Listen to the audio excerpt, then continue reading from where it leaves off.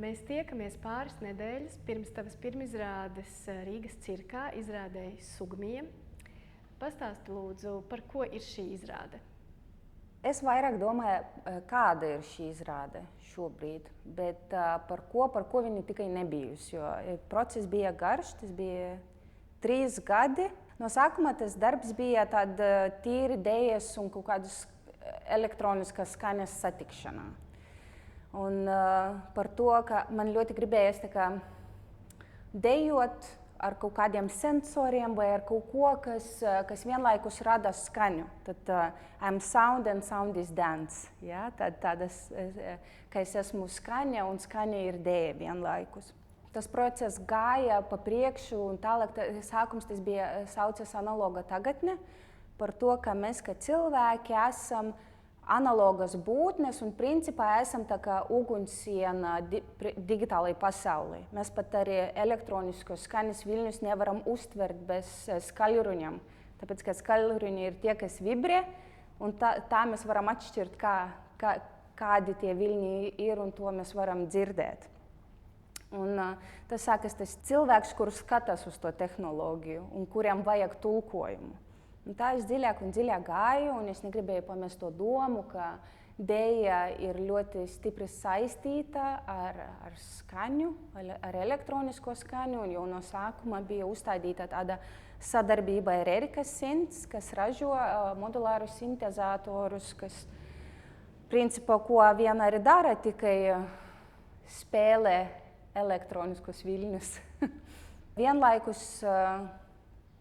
es kaut kā sāku iet dziļāk tajā mākslīgā intelekta pasaulē, chatbotu pasaulē, mēģinot saprast, kāpēc cilvēki vēršas tieši chatbotos un atklājas chatbotos, iemīlas chatbotos, kāpēc viņi vairāk uzticas tieši chatbotam nekā līdz cilvēkam. Jā, man šķiet, tas ir tāds liels paradoks par to, ka tu neusticies vairs cilvēkam, bet tu uzticies kaut kādai milzīgai tech kompānijai. Un tas viss tā morfēja, un tā arī man galvā sāk definēties, ka mēs varbūt esam suga pārējais posmā, ka mēs vairs nesam, skatoties uz saviem vecvecākiem, sapratu, ka viņi ir tajā izteikti homo sapiens, un es vairs neesmu. Arī lasot vairāk par tehnoloģijām un tas transhumanismu, jo tā doma ir ne tikai cilvēks plus tehnoloģija, bet cilvēks ļoti dziļi ietekmētas tehnoloģijas. Par to, ka es bez telefona īsti sveša pilsētā vairs pārvietoties, es nemāku. Bet mežā es arī vairs nemāku pārvietoties. Man ir zaudēts kaut kāds iepriekšējais tas spējas, un jaunas vēl nav tik dziļi ienākušas. Tad, tā kā es definēju, ka es neesmu homo tehnoloģikus vai homo kaut kas, bet es vairs neesmu arī homo sapiens, un tur tā sākas. Kāda ir tā tagadnes suga, kas mūs raksturo? Vai arī tad es sāku ļoti daudz interesēties par to, ka pirms cilvēkiem, hominin laikam saucas viņi, kur tur 7 sugas vienlaikus cilvēku dzīvojušas pasaulēs, un tagad mēs esam palikuši tikai vieni. Un ar šo tehnoloģiju attīstību un ar to, ka tas suga var šķelties vairākos virzienos atkarīgi no tava filosofiskā vai ētiskā uzskatījuma. Ja tu gribētu baigi attīstīties un iet tajā transhumanismā, varbūt tu gribi palikt tāds, kāds tu esi, varbūt tu vispār gribi atteikties no tehnoloģijas, varbūt tu gribētu dzīvot tikai kā avatārs digitālajā pasaulē. Tur ir ļoti daudzas opcijas un ļoti daudzas iespējas. Un šajā darbā es skatos uz 2 virzieniem, uz tā pirms cilvēka un post cilvēka, tā kā pre and post human. Un tur ir tāds sākas veidoties tas. Es nezinu, vai par to ir tas darbs, bet tieši šo, manuprāt, šis darbs komunicē šajā brīdī. Un saki, lūdzu, kā šis ideiskais ietvars ir ietekmējis tavas darba metodes, attieksmi pret ķermeni un materiālu, tieši kustību, ķermenisko, dejisko pusi? Jā, man bija visu jāpārmācās. tieši arī tajā agrīnākajā procesā, kad par to deju un skaņu saistībā, mēs ļoti gribējām, izmantot teramīnus. Es nezinu, vai tu zini, kas ir teramīns. Ir tāds mūzikas instruments, kur arī viņš principā ir tāds stieņas, kuru ķer elektromagnētiskos viļņus, un atkarībā, kur ir tava roka, cik tuvu un tālu augstumā tā ir, tā viņš skan. Un, ja tu pieskaries, tad kontakts ir zudis, tur vairs nav viļņi neiet. Līdz ar to mēs gribējām, ka tie ir tādi lieli stieņi, ap kuri es kustos, un atkarīgi no kur es esmu, tā viņi skan. Tā piedzima tā doma, ka man ir jāiet mācīties poldēnsu, jo ja ir stieņas un ja ir deja, tad tāda deja jau varbūt arī eksistē. Un paralēli gāja tas process ar to chatbotu, un tad bija tāda doma, ka varbūt es runāju ar savu mīlestības botu un vienlaikus dejoju to poldēnsu un mēģinu viņu sakārdināt un tā. Tā bija tā doma, es neteikšu, vai tā ir vai tā nav, būs jānāk skatīties. Jā, tie teramīni pazuda finansiālu iemeslu dēļ, bet tā ideja palika. Un līdz ar to es sāku iet trenēties uz poldēnsu klubu. Un sāku iet uz to saucamo spins and tricks, kas ir vairāk tikai kāpelēšana, tāda triki pa stienam, tur nav tas augstpapēžiņas vai kaut ko tur tīris tāds sportiņš. Un pēc tam lēnām garām man sāk vilināt arī tas eksotika, tas stils, kas jau ir uz zemes vairāk un uz augstpapēžiņiem. Un tad es izdomāju, ka man jāiet pamēģināt. Un tad es sapratu, ka kurpes arī ir tehnoloģija, bez kā mēs vairs nevaram pārvietoties un varbūt tīri labi iedarās arī šajā darbā. Un vienlaikus arī deformē ķermeni, jo viņas ir ļoti augstas. Es dejoju uz 20 cm augstpapēžiņam. Viena brīdi izrāde, un tas paliek tāds, tas ķermenis ir ļoti tāds morfēts, definēts, jo ja pirms tie agrīnais cilvēku sugas bija tādi ļoti kompakti, viss tāds īsam kājam, tādam garākam rokam un visa tā dinamiskā slodze iet uz mugurkaulu, kas absorbē. Tad tagad tas ir pilnīgi pretēji, supergaras kājas, garas rokas, viss tāds stalts, un tas ir, es skatos uz to, kā uz ķermeņa izmaiņu uz tam fiktīvajai sugai. Pastāstīja, kas ir bijis visgrūtākais veidojot sugumiju? Šajā brīdī man šķiet, ka visgrūtākais ir visus tos 3 gadus savilkt kopā, vai arī tieši nesavilkt un atstāt kaut ko pagātnē. Bet tīri fiziski, manuprāt, ir bijis grūti pārtrenēties tieši uz to poldēnsu, jo es kaut kā dejā esmu pieradusi, ka ļoti daudz ko var izdarīt ar inerci, ar to, ka tu tā kā ar rokam vari ieviezēt sevi. Un šeit ir tieši otrādi, tu rokas ieliek un ar visu pārējo ķermeni mēģini ieviest sevi kaut kādas formas. Un pats grūtākais ir nākamajā rīta, tik sāp, un joprojām tā ir stipras ķermeņa sāpes no tas trenēšanas. Tas ir tā vairāk varbūt fiziski, bet izrāde ir, tagad es jūtu, ka es strādāju kā tāds redaktors, kur ir ļoti daudz materiāla, viss ir izrakstīts, viss ir salikts, un tagad man ir jāizceļ to, ko vajag izcelt, un varbūt jāizņem to, kas nav tik svarīgs, un nekomunicē vai jauc prātu skatītājiem drīzāk, ja tas materiāls tur ir. Bet līdz ar to man ļoti žēl šo darbu pabeigt, tāpēc es domāju, ka tas nav, tā ir izrādes forma, bet tas darbs dzīvos vēl tālāk, un es ticu, ka es viņu attīstīšu arī tālāk kaut kādas, varbūt arī citos formātos. Aizkadrā tu minēji, ka cilvēki iespējams nākot uz šo izrādi gaidīs tos trikus uz tā stieņa. Pakomentē bišķiņ, kā tas žanru salikums, tas poldens un laikmetīgās dejas kaut kā tā domāšana, ļoti liela scenogrāfija. Kā vispār tas smija darbojas savā starpā? Kādu pieredzi tev ar to? Jā, šeit arī ir tāds žanru mija. Tādā ziņā, ka tas vairs nav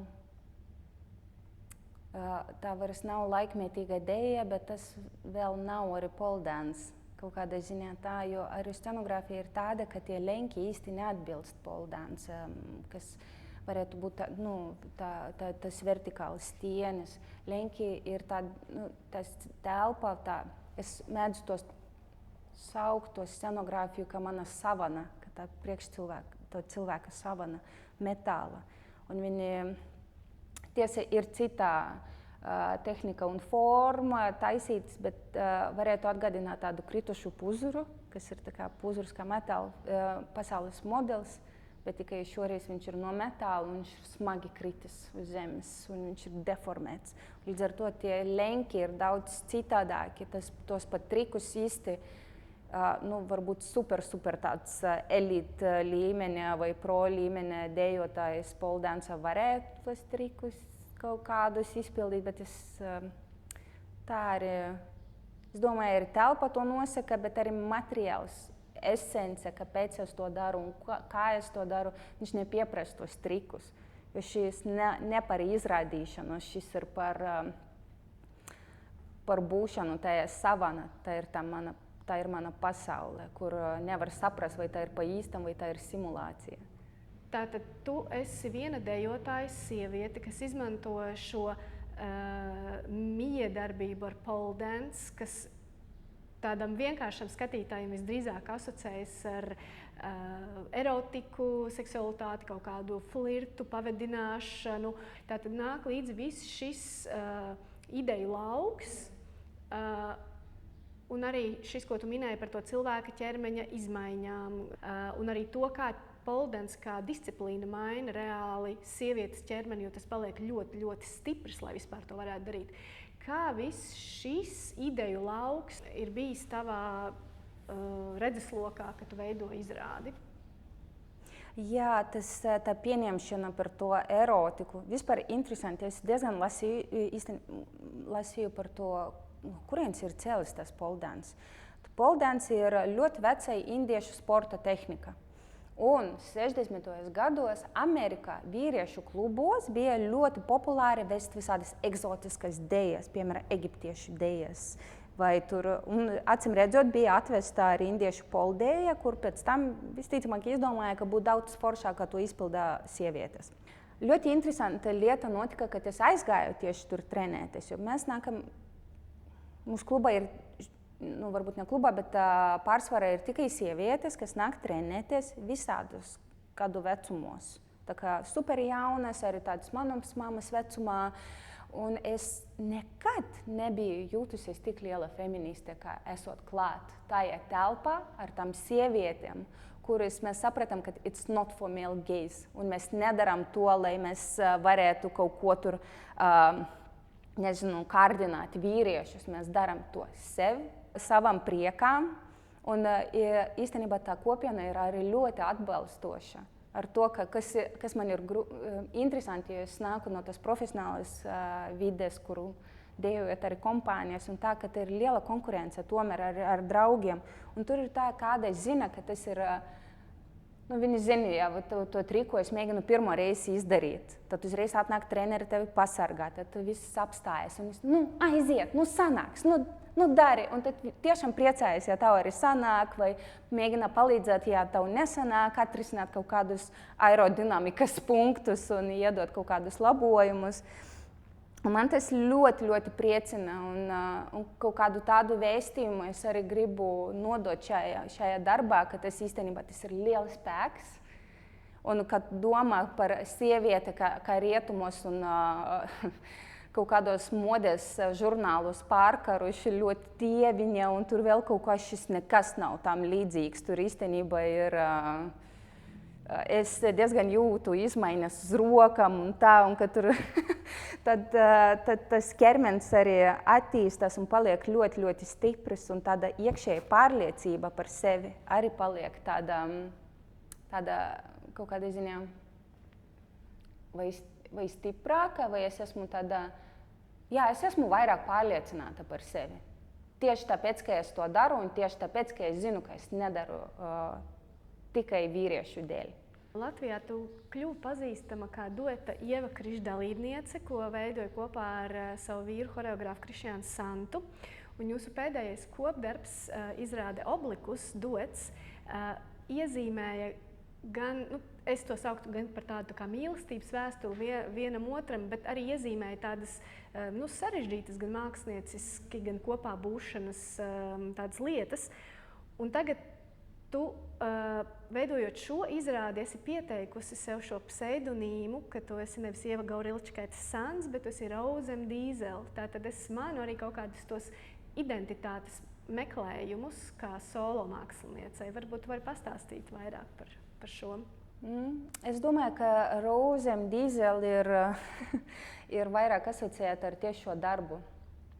Un tā ir tā, viņa ir tā kaut kāda jocīga suga, tā vientuļa, vienīga, kas ir tāda dzīvojuša, tāda vidē. Vispār interesanti, ka šo tieši pseidonīmu man izdomāja Krišjānis. Un M ir īstenībā saīsinājums, kā vidējais vārds mašīna, Rose Machine Dīzele. Kaut kas parāda to skaistumu un to trešines. Un, kā tu jau minēji, mums ar Krišjānim varbūt tie darbi ir vairāk tādi konceptuāli, tīri, ļoti minimalistiski. Tad šeit ir gan ar to visu poldēnsu, gan ir kaut kāda vairāk tāds ekspresionisma virziens, gan ar to lielu scenogrāfiju. Un es sapratu, ka ja es palieku tikai Ieva vai daļai no Ieva Krišas, esmu ierobežota šai estētikai, kuri ļoti ilgstoši tika būvēta un kuri man ļoti patīk, bet šeit šis darbs pieprasa kaut ko citu. Un es arī nevaru būt tikai Ieva, kuri... Parasti, kad es dejoju, es esmu Ieva, kuri dejo satikt, kuri dejo Oblikus. Un šeit es tā nejūtos. Es jūtos kā kaut kāds jocīgs dzīvnieks, tāds mistrojums. Un līdz ar to tā ir daļa no mana identitātes, protams, bet jā, es nezinu, kaut kā mēs arī ar Krišjānim kā lauka pētījumus aizbraucam uz pole dance competition, paskatīties championships, kas tur notiek. Sapratam, ka tur ļoti daudzam ir visādi tur pseidonīmi. Tad domājam, kāds varētu būt mans pseidonīms. Un pēkšņi Kriša izdomāja to Rose Dīzele, un es tā, jā. Tā varētu būt, jā. Vai Rose Dīzele plāno arī kaut kādus citus darbus, vai tu par to vēl nedomā? Vai tas ir tā ļoti tikai šai izrādē, kā tu minēji? Es domāju, ka Rose Dīzele ir ļoti dziļi saistīta ar pole dance, ko es iemīlēju. Es tik dziļi, ka es negrasos. Es it kā iegāju to mācīties tikai tāpēc, ka es taisu šo darbu un man vajag uzbūvēt tehniku. Bet es nejūtu, ka es varētu to atstāt un pamest. Un, būs jau redzēt, jā, kādi darbi tālāk nāks, bet es domāju, ka varētu nākt diezgan tādi lieli mistrojumi šobrīd. Tu minēji, ka šī izrāde sākumā bija kā performance Baltajās naktīs kādu laiku atpakaļ. Tagad būs pirmizrāde un tad būs tāds koncerta uzvedums. Varbūt iezīmē bišķiņ tos plānus visiem tieši šai izrādei.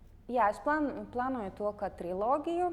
Un tad septembrī 25. gadā Baltajās nakts fórumā tika uzcelta pirmā daļa scenogrāfijas un notika performance. Un līdz ar to tā bija vairāk tāda kā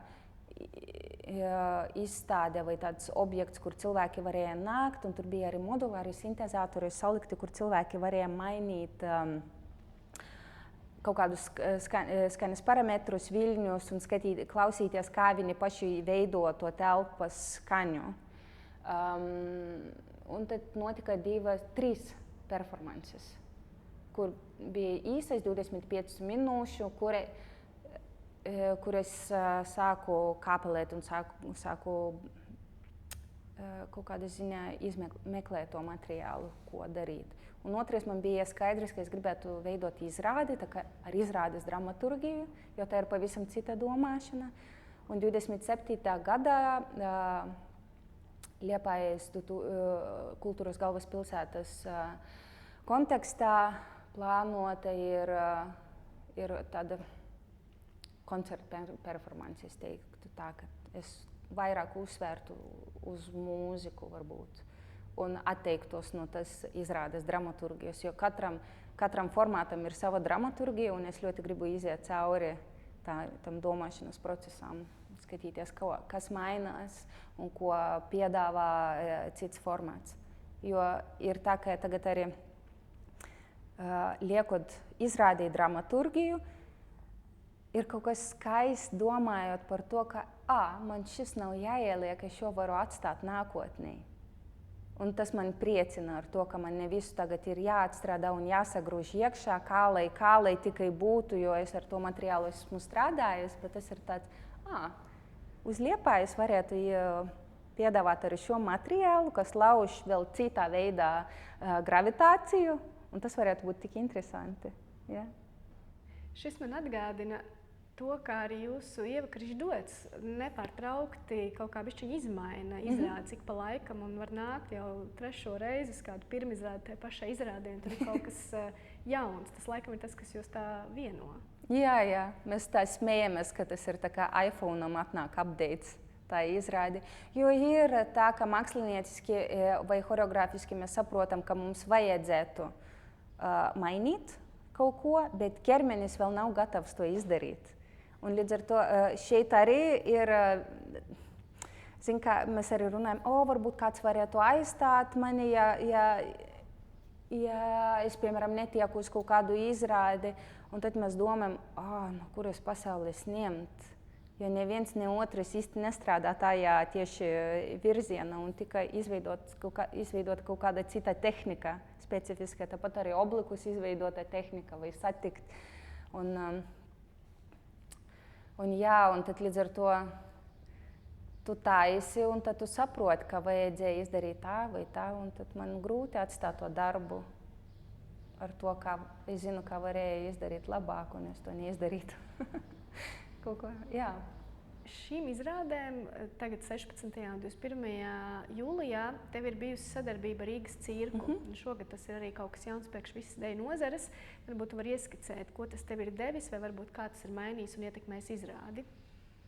No sākuma ir jāpasaka, ka šis darbs priekš NVO sektorā ir ļoti dārgs. Es domāju, teātrim tas varētu būt tā kā parasta teātra izrāde, bet mums Dējas nozarē, NVO sektorā, tas ir ārkārtīgi darbs. Gan viņus salikt, izrādīt, pēkšņi vajag. Mēs esam pieraduši pie tā, ka mēs turējam ar ļoti mazām mantībām, vai viss scenogrāfijas sastāv no skaņas aparatūras, piemēram, vai ne? Un šeit ir vajadzīgs darba spēks, arī tehniskais spēks. Un es domāju, ka ja ne Rīgas cirks un šī programma, es īsti iespējams pat netiktu līdz pirmizrādei. Ne tāpēc, ka jau scenogrāfija neexistē, ne tāpēc, ka choreogrāfijas nav, bet tāpēc, ka fiziski nav kā samaksāt cilvēkiem, kuri to uzbūvē.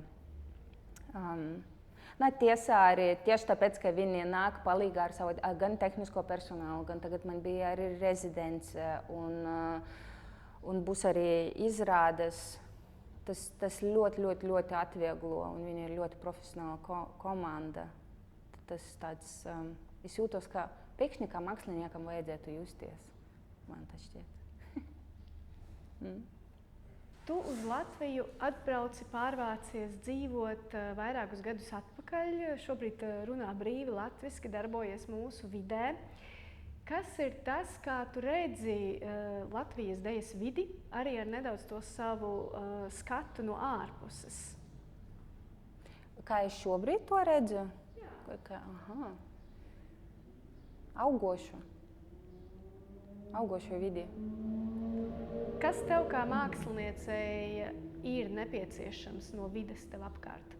Tur ir vairāki aspekti. Viens ir tas cilvēciskais aspekts, ka ļoti daudz profesionālu, superprofesionālu kolēģi ir ļoti svarīgi, lai veidotu to kopīgu telpu, dejas telpu Latvijā, gan arī, protams, finansiāls atbalsts un spēja eksperimentēt, un ilgstošāk strādāt ar tiem pašiem materiāliem.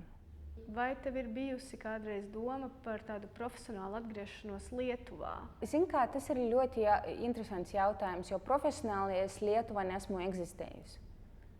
Kaut kādā ziņā es pabeidzu skolu, es jau nemācījos tajā Viļņā vai Kaunē lielajā pilsētā. Es esmu no Kēdainiem, kur es dejoju, un es pabeidzu skolu un es iestājos Skotijā, mācījos Skotijā bakalaurā. Tad līdz ar to nec mani kāds tur baigi zināja, ka es tur pazudu pēkšņi no vides un baismīgi visi pamanīja. Es biju ļoti jauna, es aizbraucu mācīties tālāk, un es pēc tam tā Lietuvā arī nesmu atgriežusies. Principā kopš 19 gadu vecumā es esmu aizbraukus prom. Un tagad es atgriežos Latvijā visbiežāk ar latviešu delegāciju, kā latviešu māksliniece. Tā arī ir, jā. Kas varbūt ir tas, ko tu varētu ieskicēt jaunajiem dejas māksliniekiem vai topošajiem no tās savas karjeras, varbūt arī komentējot savu izvēli būt neatkarīgai pašnodarbinātai dejas māksliniecei?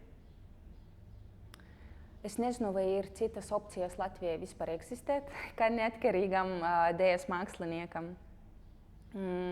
Es ļoti aicinātu jaunus un visus kolēģus, sevi arī, meklēt jaunas dejas valodas un jaunos materiālus un jaunos tehnikas katrai izrādei būvēt savējo, lai mēs atšķirtos, lai tā burtnīca ir lielāka kaut kādā ziņā.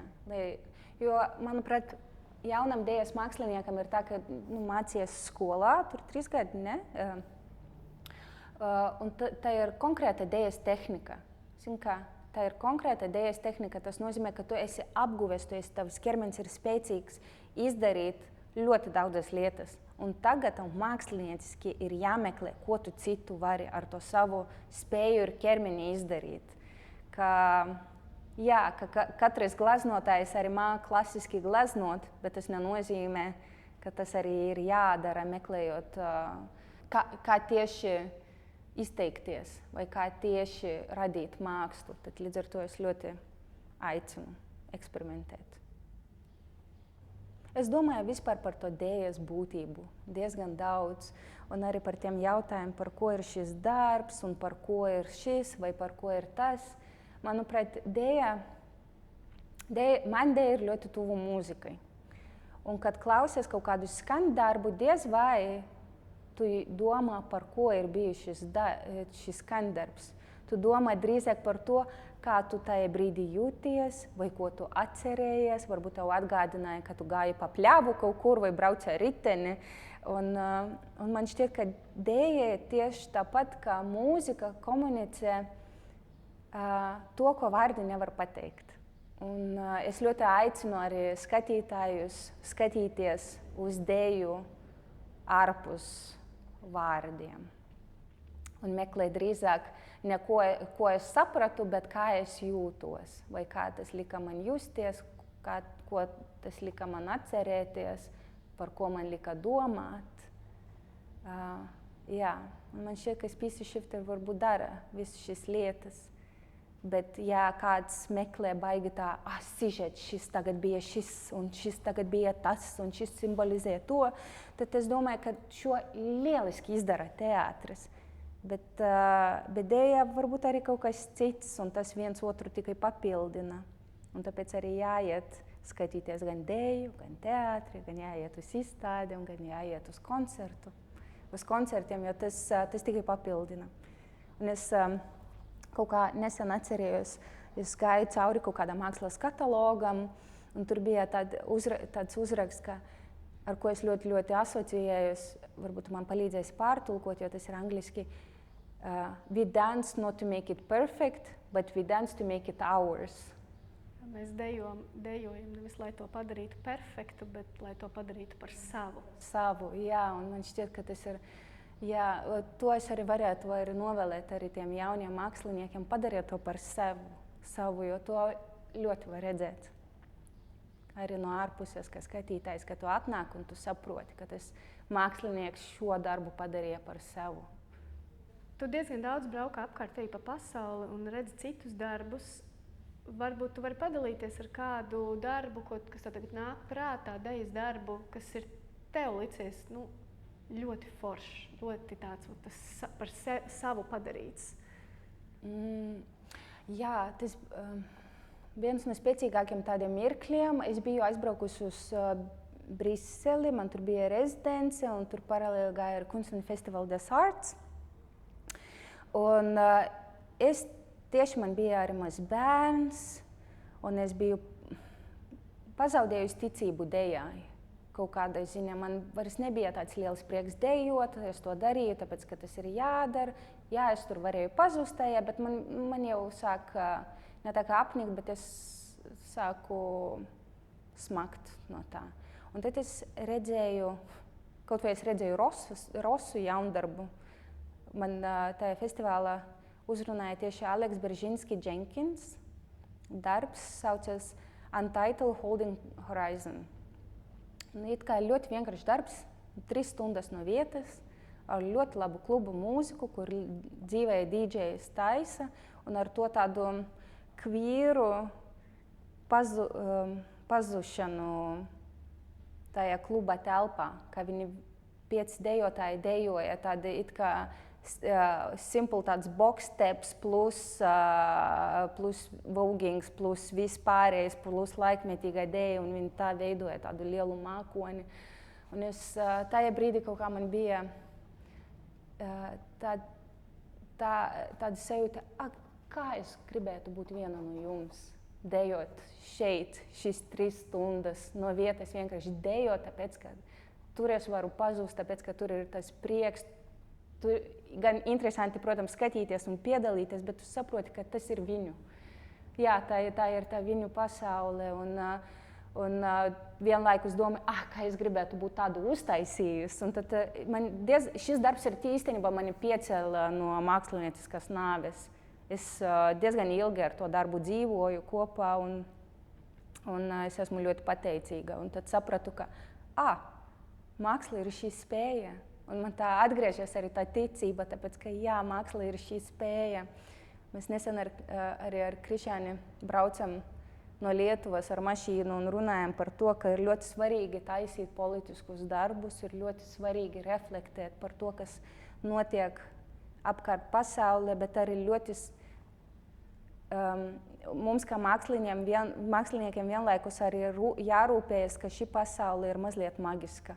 Jo maģijas ir tas, kas mums pietrūkst. Mums pietrūkst tas ticības, un pietrūkst tas maģijas un tā jocīga realisma. Un kā deja ir liels spēks to izdarīt.